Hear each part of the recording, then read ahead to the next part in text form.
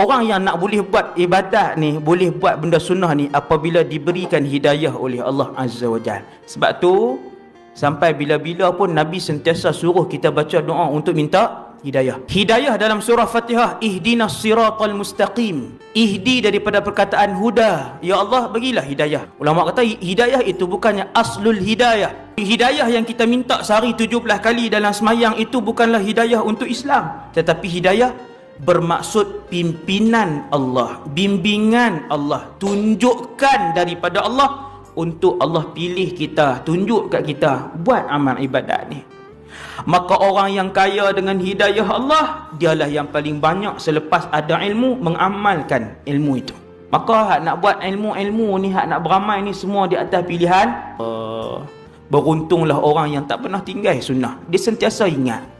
Bermaksud Allah sentiasa melihat dia dan membimbing hidupnya.